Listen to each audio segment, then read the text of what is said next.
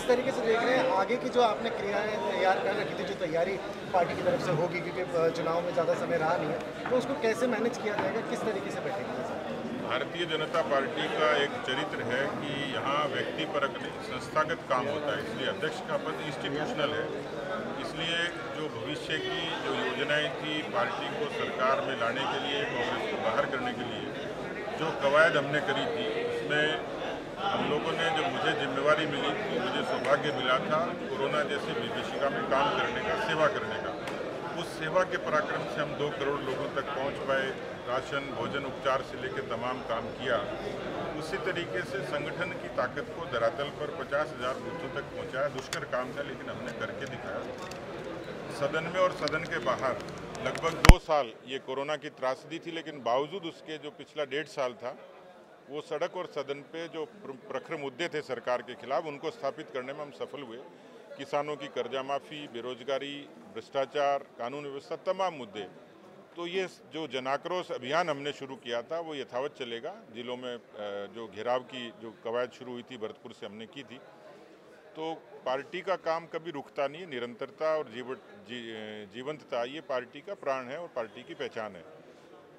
मैं सीपी जोशी जी को बधाई भी देता हूं, क्योंकि परिवर्तन जो है वो परंपरागत है। मुझे 3 साल मेरे कार्यकाल के पूरे हुए हैं और स्वाभाविक तौर पर चुनाव होते तो निश्चित रूप से बदलाव होता ही होता, तो हमने इसको सकारात्मक रूप से लिया है।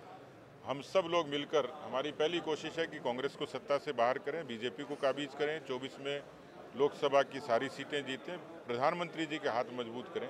तो कुल मिलाकर ये जो कार्यकाल है, इसमें सब लोग मिलकर सामूहिक रूप से काम करेंगे। वैसे एक बात बहुत पुरजोर तरीके से सामने आ रही है कि नेता प्रतिपक्ष का पद आ सकता है, तो इस बारे में क्या कहें? देखिए, मैं स्पष्ट कर चुका हूं, मैं पार्टी में या राजनीति में आया हूं तो किसी पद के लिए नहीं आया और आज तक किसी भी दरवाजे पर पद मांगने नहीं गया हूं। मैं मेरे ज़मीर पर, मेरी आदत से, मेरे स्वभाव पे कायम हूं।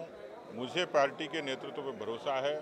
उसने जब जो मुझे भूमिका दी है, मैं पद पर रहूं या नहीं रहूं, ईमानदारी से काम किया है।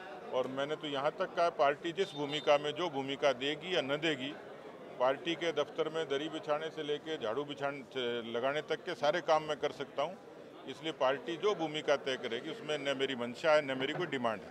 भाई साहब, एक छोटा विरोध प्रदर्शन हुआ था जब आपने ट्वीट करके भी क्लियर किया था कि ये लोग बीजेपी से नहीं है, तो उस बारे में क्या कहेंगे? क्योंकि वो विरोध प्रदर्शन काफी कई बार ऐसे अवसरों पर, क्योंकि मैं समझता हूँ कि मेरा जो जीवन है अभी तक निष्कलंक रहा है और कहीं न कहीं कुछ लोग ऐसे होते हैं जहां भ्रम फैलाने की कोशिश करते हैं, बदनाम करने की कोशिश करते हैं, उसकी आवश्यकता नहीं थी।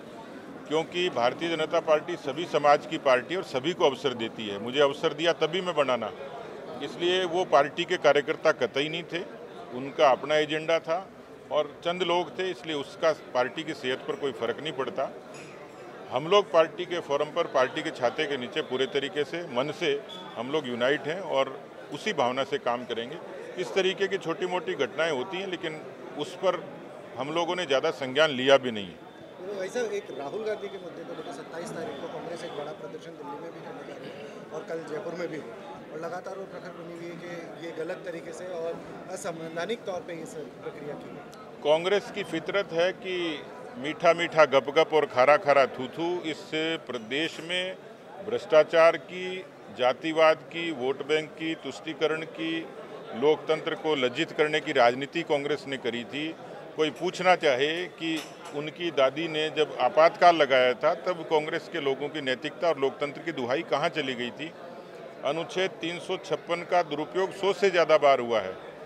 आपातकाल में 19 महीने लोगों को यातनाएं दी गई हैं और जिस तरीके से कांग्रेस के लोग लोकतंत्र का अपमान करते हैं, प्रधानमंत्री पद की गरिमा को ठेस पहुंचाते हैं, मुझे लगता है कि उनकी जो जिस तरीके की बयानबाजी और जो कार्यकलाप है, ऐसा लगता है कि वो सत्ता से बाहर होकर बौखला जाते हैं। राहुल गांधी की और उनकी पार्टी की फितरत लगभग ऐसी सी है।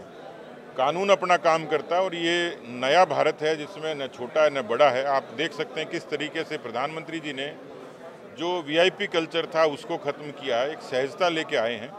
और ऐसे मामले में जब देश का अपमान होता है, लोकतंत्र का अपमान होता है या कहीं न कहीं कानून को अपने हाथ में लिया जाता है, तो ये सामान्य प्रक्रिया है।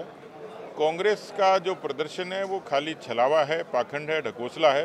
वो झूठी सहानुभूति बटोरना चाहती है, जिसमें सफल नहीं होगी। वैसे एक आखिरी सवाल कि अभी जो रिसेंट में एक जो मंत्री हैं प्रताप सिंह जी खाचरियावाल से उनका बयान आया, उन्होंने मुख्यमंत्री को जिद्दी बताया और पायलट के पक्ष में बोलते नजर आए, तो क्या लग रहा है ये दो फाड़ फिर से होने वाला है बड़ा? देखिए, फाड़ तो अभी भी है, चिट्ठी पत्री से लेके बयानबाजी से लेके व्यक्तिगत आचरण कांग्रेस का 4.5 वर्षों में ऐसा ही रहा है कि जिसमें उनका विग्रह साफ झलकता है। आप